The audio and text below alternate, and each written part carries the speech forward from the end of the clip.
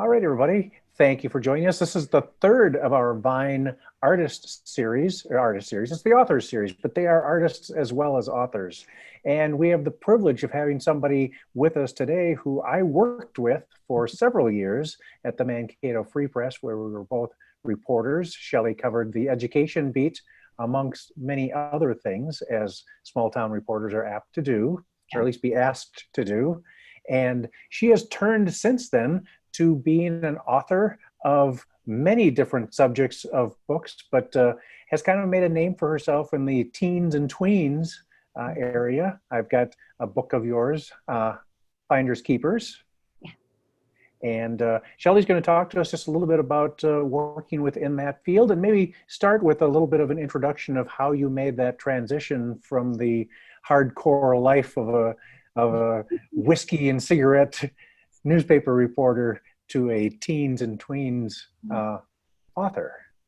That is an actual literal description of what it's like to be a reporter, whiskey and cigarettes, although I might say beer because it's cheaper. Yeah, but, that's true.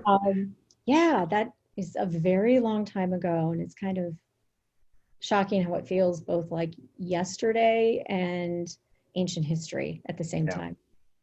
But, I think you'd agree that the training in a newsroom sets you up for a lot of projects, not just writing, because you learn how to respond to that deadline in a way that can sometimes be panic, in a way that is sometimes preparedness. But I think the key is knowing how to work under pressure, whether you're writing or planning a program or anything else. So for me, it was great preparation for writing books as well. Okay.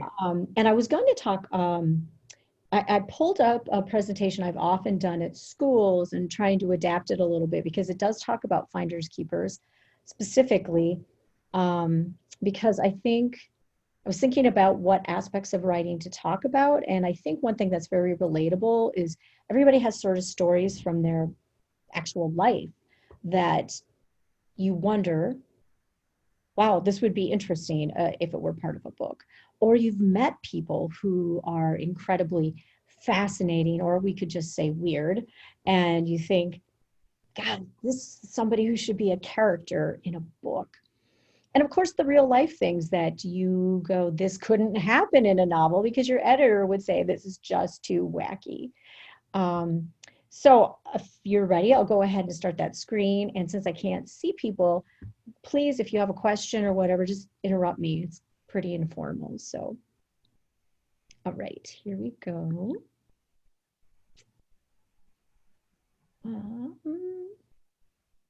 Here it is. I have to figure out how to do this without exposing my entire desktop to the world. Here we go. Okay. So first, I would let you know I started after the newspaper. I worked in public relations for a while, and then I left to stay home with my daughter. And as a way to sort of earn money at home, I did some freelance marketing and wrote nonfiction books for children. And I knew somebody actually Capstone is a Mankato company. And I knew an editor there who wanted to get more journalists writing nonfiction. So that's kind of how I got plugged in. I did 10 nonfiction books in total. And I got lucky, and one of them really took off. And that was Little Rock Girl, 1957. It won a bunch of awards, and it was on School Library Journal and Booklist top 10 best books of the year lists. And last I heard, it was still Capstone's best-selling book.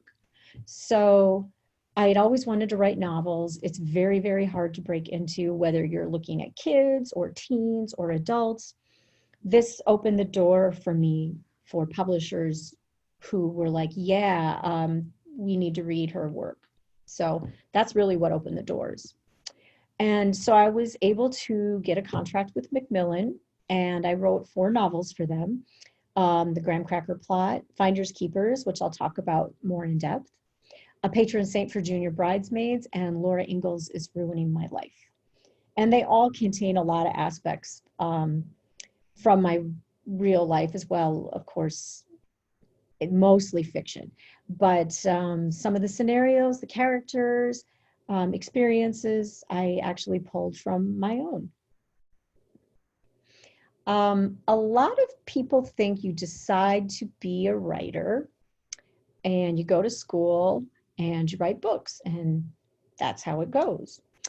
For me, at least, it was actually more like this.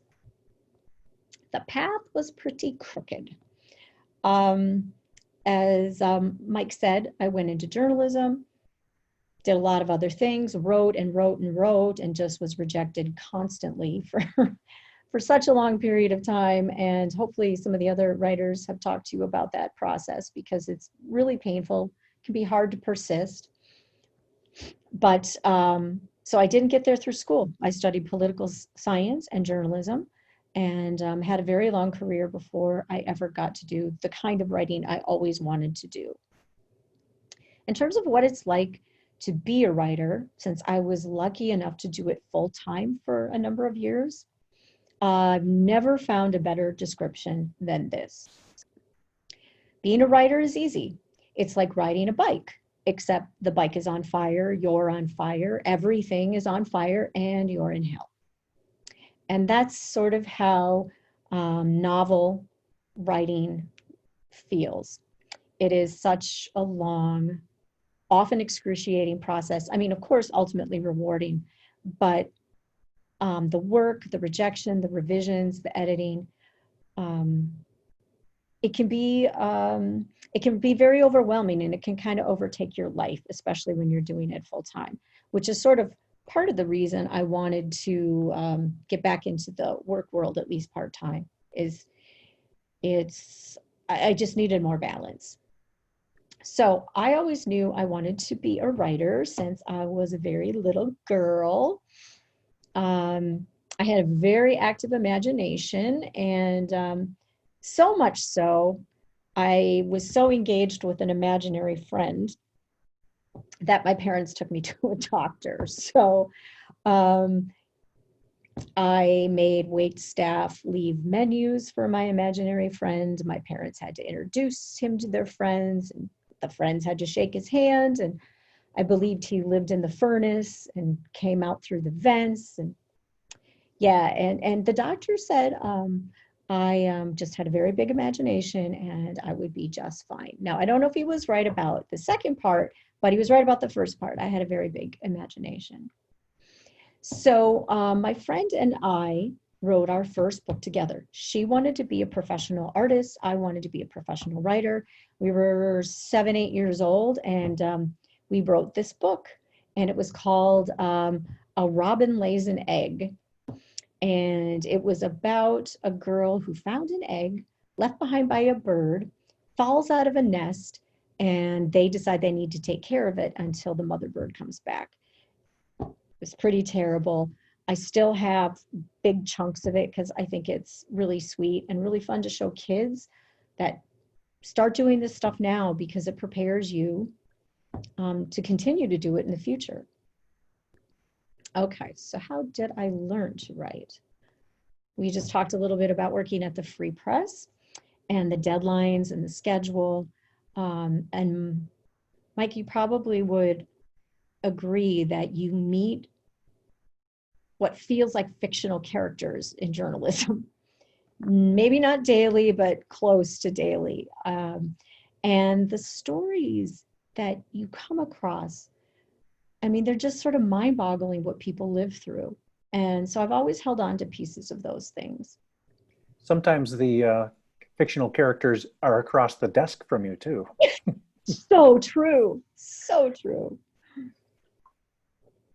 I did have like an interim, very strange career trajectory when I went from marketing and trying to go back to school to get my MFA.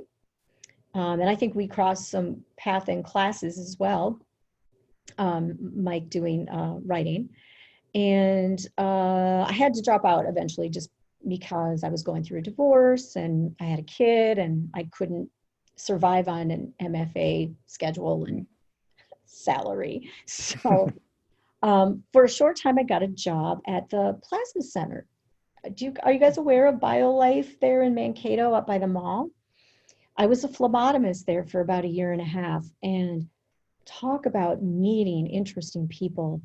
And you know, you manage a bed of 6 people while they're doing their donations, and some of the things they'll talk to you about where there's a needle in their arm were mind-blowing. It's like you have a very intimate connection for a short period of time. And again, it was just another place to pick up tips about characters and stories. So I believe all jobs and every experience informs your writing. I always tell kids, read, practice, and treat life as an adventure. Adventures are everywhere in front of us if you choose to engage in them, and you will learn something that will inform your writing. So, Finders Keepers. This is a book about 2 kids who go through searching Wisconsin's North Woods for loot hidden by a gangster nearly a century ago. And it's set in Hayward, Wisconsin. Have either of you been to that area? Hayward okay. So I was always sort of fascinated with Al Capone. You know, true crime had a big place in my life for a while. And so I think that's sort of that and my love of history, how I sort of stumbled upon him. And a lot of kids don't know who Al Capone was, so I have to go into some depth to let them know. But of course you do.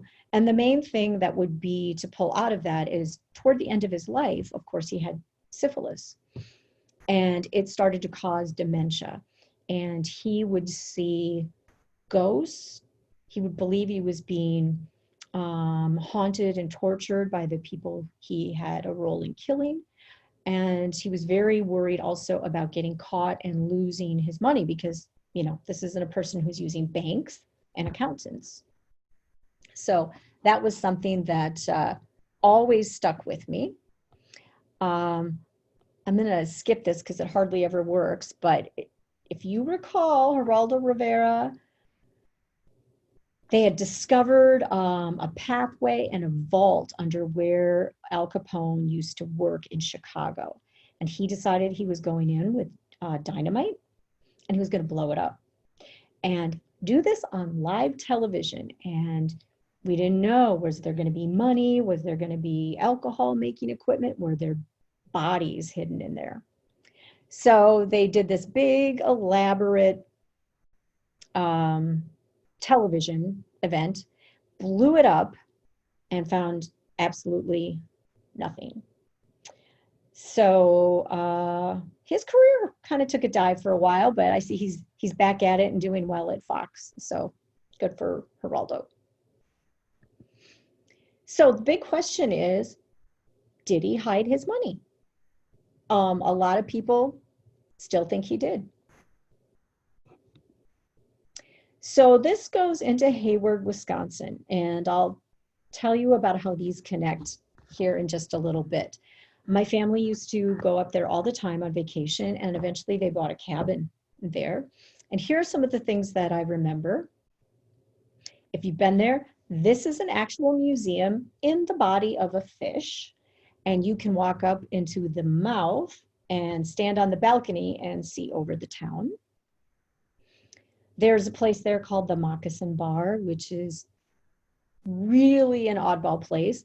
The owners are fascinated with taxidermy. And so this is the kind of stuff they have in the bar. Mike, have you been here? Okay. And I haven't. I would like to now, though. Yeah, yeah, it's so trippy. So you can see here they have little chipmunks, gophers that they have stuffed and posed as singers. Here we have a poker scene with a pipe smoking fox. Oh, I'm really not revealing my wildlife knowledge right now. And more mice or whatever those are, roasting hot dogs. this is all over this bar, and that has always stuck with me. Still there if you ever get a chance to go. This is my parents' cabin on Whitefish Lake. You can see it's pretty small. That 2 beds in that tiny room my sister and I would share. You can barely walk between the 2 of them, and a little kitchen. And then Hayward itself is really just, it is very touristy, but it's still really cute and charming. They have this great candy shop with everything you can imagine. I mean, it's not quite like the yellow barn in Jordan, but it's its own version. And so these are just some photos of us on the lake. Those are my young cousins. You can mini golf, you can kayak. My dad, of course, is a big fisherman, me not so much. I like to go in the boat and read. The kids on one of the kayaks. And then one day when I was at my parents' cabin, I found a brochure in their drawer, and it said the hideout for Al Capone in Hayward, Wisconsin. I'm like, well, what is this?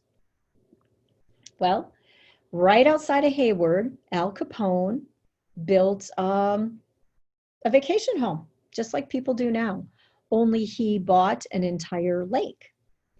And he built this really beautiful house, particularly by the standards of the time. He had guard towers. Right here's where people would stay with their rifles. And if they saw somebody perceived to be enemies coming, they would be able to fire away. It was gorgeous. You used to be able to go in this place and tour it. So you can see these really cool wood staircases.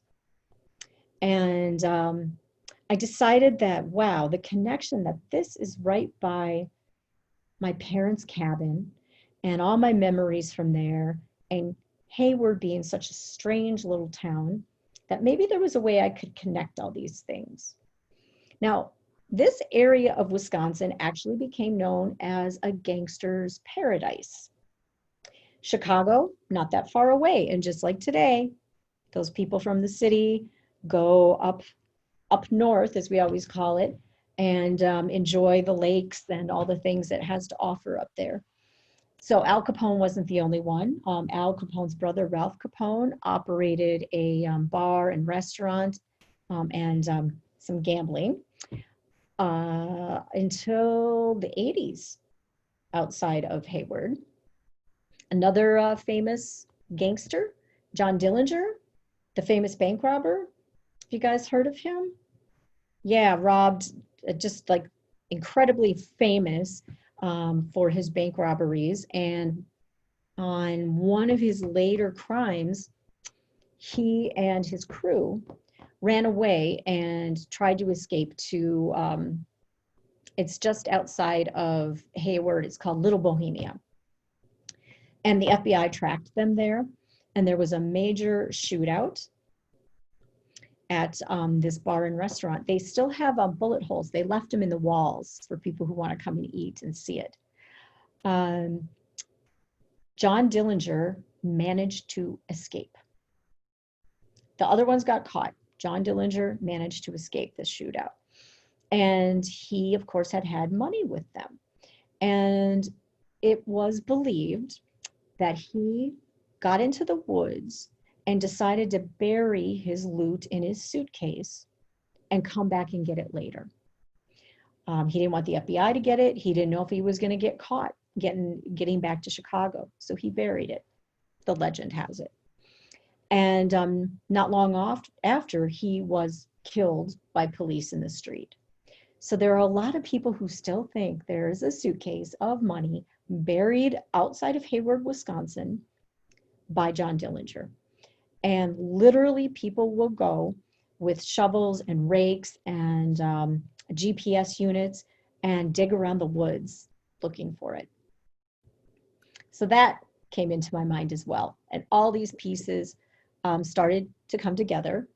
And that's how I wrote about these kids at a cabin outside of Hayward who find out their family member has a connection to Al Capone generations ago. and that Al Capone has probably hidden money in the area, and they are determined to find it. I called this book Loot.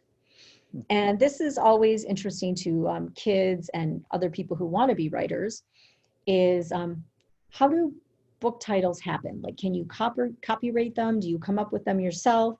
So far, I've always come up with my own titles, although the editors can reject them. So I was going to call this Loot. What happened was, at the same time my book was coming out, a very well-known children's author released a book called Loot. And it was for the exact same audience in the same publishing season. Now, you cannot copyright a title. So I could have called my book Loot, but it would have been very confusing in the marketplace. So we decided to change it, and I renamed it Finders Keepers. So I was really happy about that. But then something else happened. Right before my book came out, I hadn't been paying attention to the adult market. A little known author, Stephen King, yeah, some people probably heard of him, released a book called Finders Keepers, with blood dripping down the cover. And so what we found was, when people were Googling for my book for kids, you know, Stephen King gets a lot more Google hits than Shelley Tougas. Probably not a secret. This is what that came up. Finders Keepers, bloody book. And you can imagine not a lot of parents were thinking that was probably the right book for their child. Something else extremely weird happened at that exact same time. A new documentary was released, and it was also called Finders Keepers. Very adult documentary. It was about a man who had been in a plane crash, and as a result of his injuries had to have his leg, part of his leg, amputated. And he kept it in a jar, his leg, of like formaldehyde, and put it in a storage unit in a jar, put the jar in a grill, put the grill in the storage unit.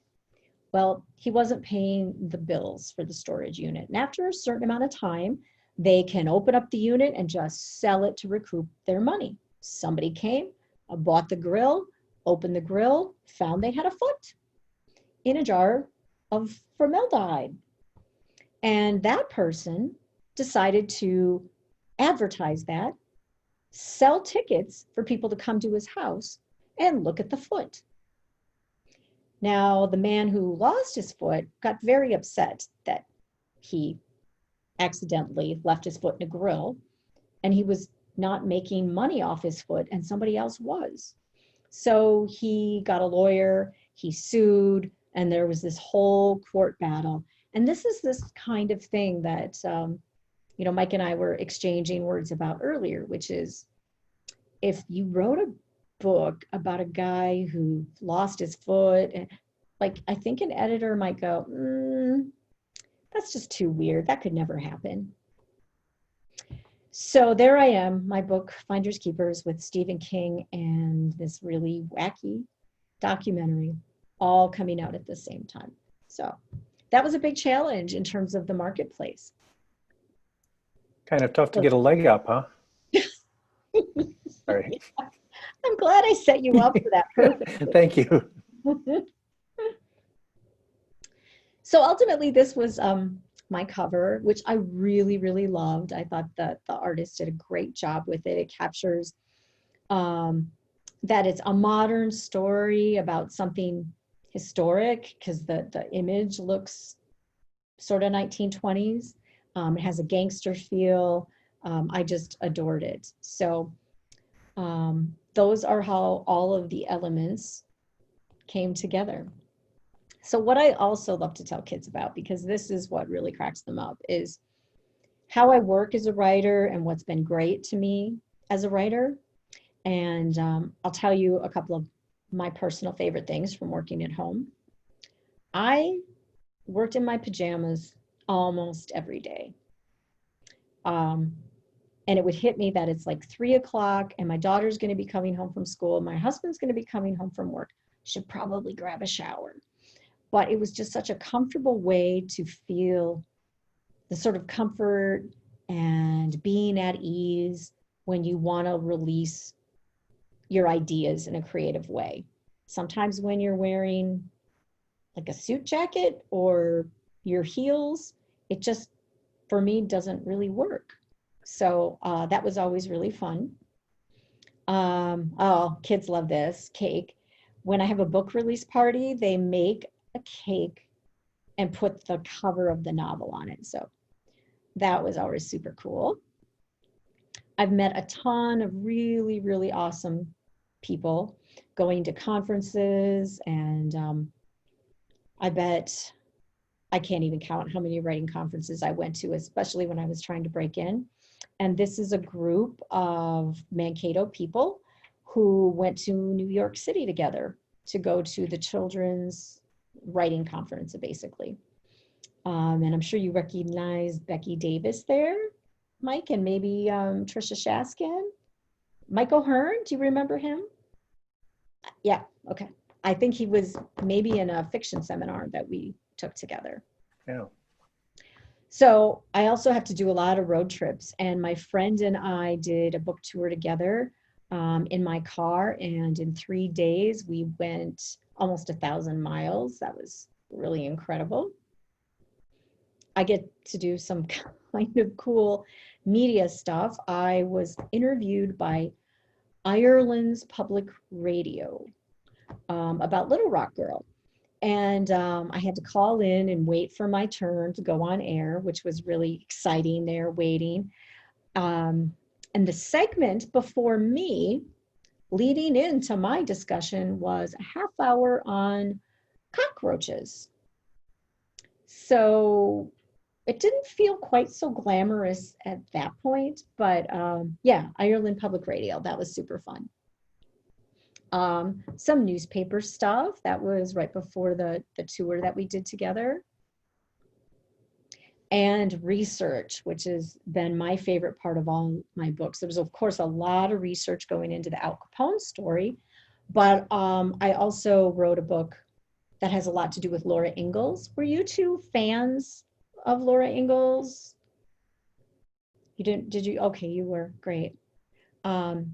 So in that one picture where I'm knocking on the door, that was a traveling exhibit about bootlegging.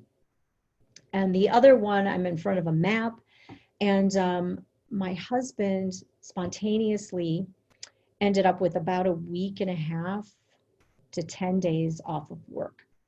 And I was working from home. So he said, let's just do something really cool, really spontaneous. Like, we'll check the flight prices, and maybe we'll go to San Francisco, or maybe we'll go to Boston.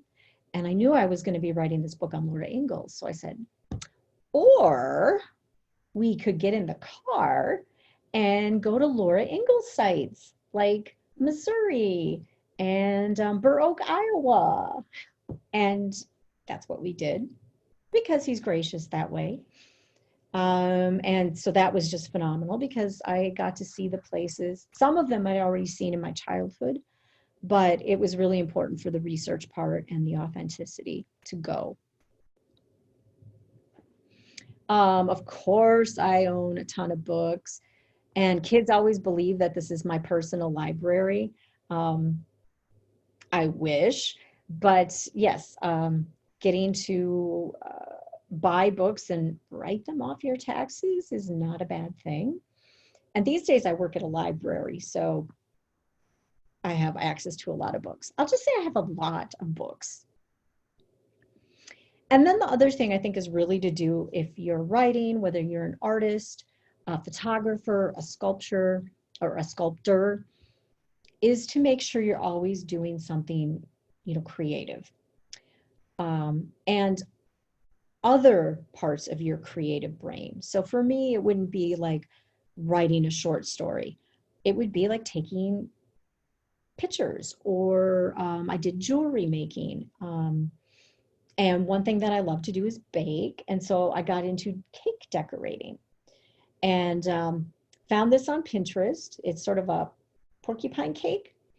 And actually, Mike, I made a birthday cake for Greg and Kathy's son, Ben.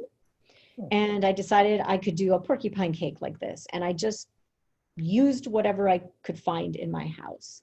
And this is what the kids love when I go to schools. This is how my cake turned out. Yeah, it tasted great. So that's kind of a all-time old Free Press classic.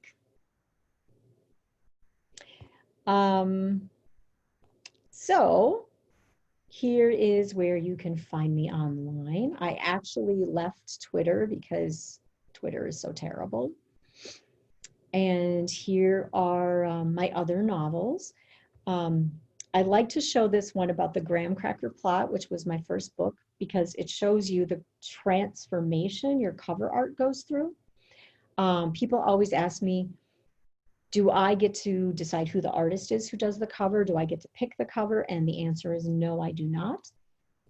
I have consultation rights, which basically means they pick it, they go through it, and they tell me what they're going to use. So the first cover that they gave for me for the graham cracker plot is the one on my left with the big, large police officer. And they hired a really well-known artist to do this, and I hated it. I just hated it. First of all, it looks like graham cracker Plato. And those are supposed to be handcuffs. Kids think it's a grenade. And then the way they're like standing there under his crotch, I mean, it just, I did not like it. But they did. And so that was what was going to be released. And then right before like the final major deadlines hit, the marketing team came to the editor and said, we don't like this cover. It looks like it says graham cracker Plato, and it looks like a grenade, and these kids are under these police officers' crotch. It's just doesn't work. And my editor was like, oh yeah, of course, you're right, you're totally right. And I'm like, hello. So they hired somebody to do the middle cover, which was what was released in hardcover. This artist did not have very much time to put it together because we were so close to deadline. But I was so excited because it was the artist who did the classic release for the new To Kill a Mockingbird cover that they did. So he could have done anything. He could have just splattered paint on the cover and I would have been the most happy, excited person in the world. So he did the middle cover and I really, really liked it. Ultimately, when the book came out in paperback, they thought, maybe it's a little busy. There might be too much going on. We're not sure if people understand the context of the book with it. And so they sort of merged the two together for the cover on the very right. Kids coming up, and then the sort of police prison scene in the top. And this book is based, it's set in Mankato, and it's a girl who believes her father, who's been imprisoned, is 100% innocent, and she works with a friend to develop a plot to break him out of the Waseca prison, which is now a women's prison, I've been told. And kind of a hotbed for COVID right now. Oh, I bet. Yeah, they brought in a bunch of prisoners, many of whom were tested positive, I guess. Oh, yeah. I guess that's happening in a lot of jails, and that's got to be really hard to work there right now. Can't imagine. So can I just ask? I am actually graham cracker plot. Is that it's just a book? It's not a series. Correct. Okay. Yep, it's a standalone novel. Set in Mankato, and it has a lot to do. For a while, I covered social issues and I covered welfare reform, and I interviewed so many people about what it was like to be on government assistance and the challenge of that. And the one thing that I came away with is the county was almost like a person, like a character, the county. And so my main character, this girl, is always talking about the county and the role in their lives and the loss of control they feel like they have over their own lives. And she doesn't know who, she doesn't know when, where, why. It's just this nebulous, the county. And so that's another thing that I pulled into this story. How about other questions? Those are the slides that I wanted to go through and to just cover some of the things that have inspired me over the years. And I'd love to take any questions. I would add that I did recently get a new contract for a picture book that I wrote. And I'm really excited about that. It'll be my first picture book. And it is just to the point where they're negotiating and hiring an illustrator. So I sold it a year ago, and it probably won't come out until 2023. That's how long. I've got kind of a two-part question, Sure. tying back, of course, to the newspaper days, because those were the the key times of our lives. Yes. But in thinking about the writing process in a newspaper, of course, especially a daily newspaper, you know what your deadlines are. You've got those regular people that you connect with, and it's very easy, well, easier perhaps, to say, this is when I have to write the story because it's got to be done in a certain time. How do you adjust to that? And then secondly is, you knew the next day what the reaction was going to be to your story. Here you're talking about 2.5, 3 years down the road before you know what, if people are going to like what you're doing. How can you maintain interest in it that long? Yeah, that is so crazy. You know, that thing with the deadlines is hard for me because I'm not an incredibly focused and organized person. In case you remember, my desk at the Free Press is kind of a legend. Rob Murray sat next to me and he worried he could die in a paper avalanche. So that was a huge challenge for me, like huge. And I had to really develop some new skills. Like, for one thing I would do is set my a timer, and I would have to work for a full hour, and then I would get up for 15 or 20 minutes, and maybe, because when you're home, now all of us know this from working at home with the pandemic, but everything's calling to you. The laundry, the dishes, all this stuff. It's so easy. I have a friend who said, a friend who's a writer, who said, my house is never cleaner than when I need to work on a writing project. So so I had to really come up with a lot of new strategies, and it was terrifying waiting that long to see what the reaction was going to be, and for some of the reviews and that kind of thing. Having your editor and an agent and some of their staff weigh in kind of helps you go, oh yeah, this seems to be going in a really good direction, but it's just no guarantee that it's going to be, well received. I think though it did help me. You remember those days, Mike, where you'd have a voicemail when you got to work from somebody about how much they hated you and your story. So you develop a thick skin after a while. And I think that really helped me when there were people who didn't like the book. And then everyone, if you can go from that point, then everyone who does like the book, that's just the frosting. So that's kind of how I try to work with it. The thing about now that's so different is, if people don't like your book, it's not like it just goes in a newspaper review, it's the internet. So anybody can say anything, however nasty they want, and it's out on the web forever and ever. So that can be painful. On my Laura Ingalls book, on Goodreads, a woman, no, she emailed me on my blog and said, um, she's a grown woman. She's like 40 years old. And she's like, this wasn't believable. And this wasn't believable. And I didn't think that. I'm like, this is for 12 and 11-year-olds. This is for 10-year-olds. You're 40. Go read your own books. I mean, come on. The plot can't be intensely complicated for 10-year-olds.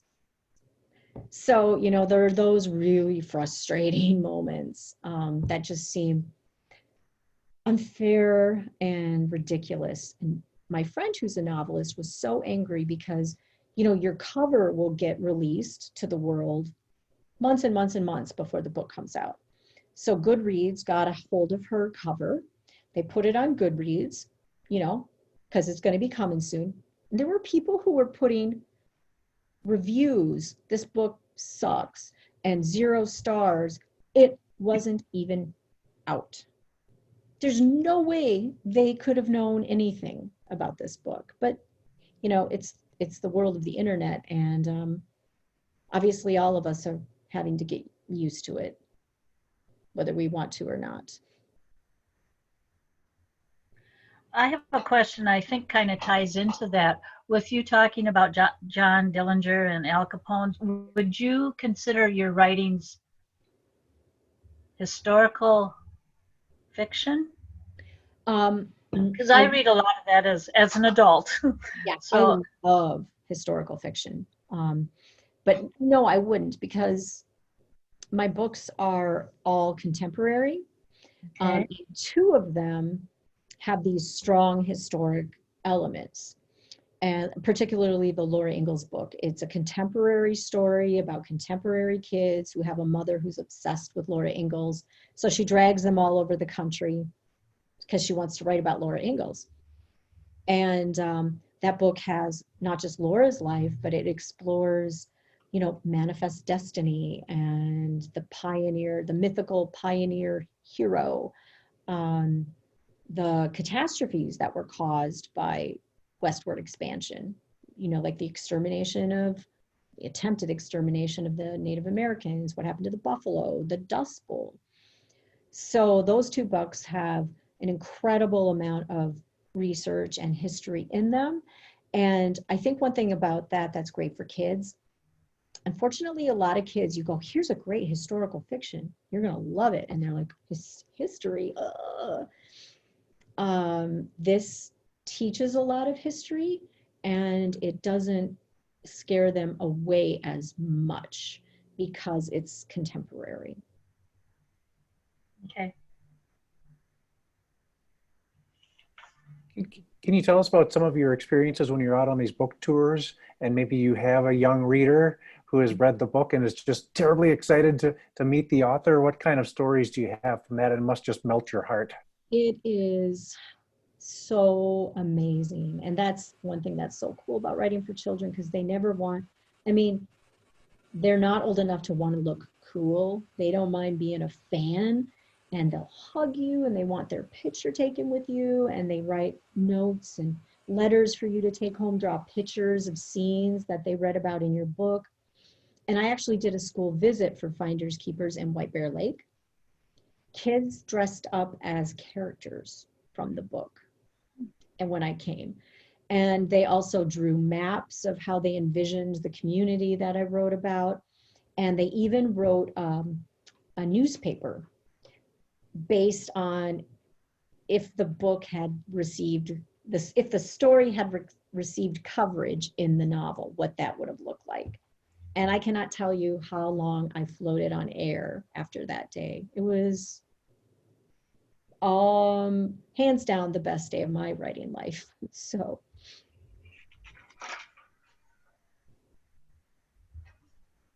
I did want to tell you, I don't know if you knew about this before, but there's evidently a Mankato connection with John Dillinger. oh, what? The story is that he had a mall, or, you know, a woman in South Bend Township, LaHillier, that he would sometimes come and visit when things got really hot in Chicago and he needed to escape. So there's actually quite a bit of history about her and her relationship with him. Oh, that's really cool. Or Yeah, it's a great story. I don't know. or it's a great story. Well, just like because kids always ask me, is there a suitcase really buried out by Little Bohemia? And well, even adults go out and look for it. This happened in very late April, maybe early May. And I kind of think John Dillinger was not able to run away from his hotel room with a shovel. He probably had a suitcase full of money, but did he have a shovel? And you know how hard the ground is, just even in the summer, unless it's just like poured torrential rain. In late April, even early May in the North Woods, I mean, we're talking hard ground. So was he able to dig a hole deep enough to preserve his suitcase? And if he never got back there, the suitcases of, that 1900s era, how long would it have been before they rotted? And yeah, it's just all kinds of interesting things. So I think it's pretty unlikely that there's a suitcase of John Dillinger money or Al Capone money. But it's really fun to think about.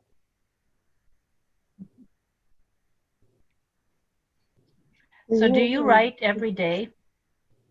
Not anymore. I still write, but I decided to get a part-time job to get out of the house because I was starting to really feel isolated and just really disconnected from life and people. And I'm an extrovert. And so after about 4 years, I could not take it anymore. And I had filled my 4 books on those contracts. So I started working at the library, and it was just to get out of the house for 10 hours a week as a clerk at the main desk. That was it. And now I'm the director. So like life happens, right? So I still am trying to write, but it's a lot of little pieces here and there.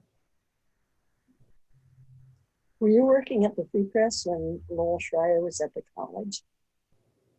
Oh, well, I was there bureau director. 92 to 99, and I know that name. He was the news bureau director.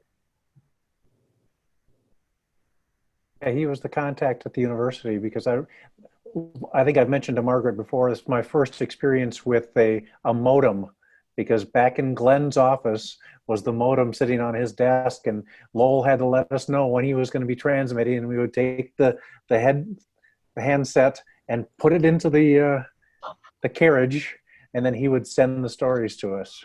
Yeah. I remember trying to use phones when you were, like, I was out at Wells covering their hospital meeting and having to try to use a phone with that weird laptop contraction, and it didn't work. And I ended up having to call the paper and read my story to a copy editor who typed it in as fast as possible. And I think we slid it in right before midnight. He had one of the first Macintosh computers at the college. And that was quite a learning experience. Wow, yeah. I just imagine it. Even the research, right, Mike? I mean, we had to like go out and get reports and call the county for statistics. You know, it wasn't just like, well, I'll just go type and find it. I'm sorry to sound like a really old person, like back in my day, but I just think all the work of being a reporter, how much easier it is now. You don't have to fight to get court documents. So many of them are online, and of course they have a lot more that's asked of them, you know, like blog and do videos and social media on top of like all your other stuff. So I guess there's a trade-off there. Yeah. You heard of Janet Schultz from St. Peter? She wrote some stories about historical fiction, and she was in the process of writing about the St. Paul gangsters before she died. I would love that. You know, I feel bad that she never got it published, but I think she was close to being ready for it. Mhm. Life got in the way. Yeah. I don't know if I know that name. I know Rachel Hannell has done some historical writing out of St. Peter, particularly with Camilla Hall Yeah. and the SLA, but there's a lot of talent in Mankato and St. Peter. Mhm. Because having all those institutions there, Bethany, Gustavus, MSU, and South Central, I mean, it's a pretty small area to have these wonderful education organizations right there, and it produces some amazing talent in all kinds of areas, not just writing. So Shelley, because I know kind of the answer to this, what kind of effect has this career had on your daughter? Sam and I are Facebook friends, for Yes, anybody out there. Yeah, she friended me. that's so cute. Yeah, she wants to be a writer, and she writes a lot. And in 8th grade, she won Wisconsin's Young Writer of the Year award, which was pretty cool. And she actually has a completed novel, which I could have never done at her age. Starting it, easy. Knowing the end, easy. Everything in between, really, really hard. So that's been amazing. And she also has been a great reader for me. When I wrote my first novel, I read about 10 to 15 pages of it to her and 2 of her friends.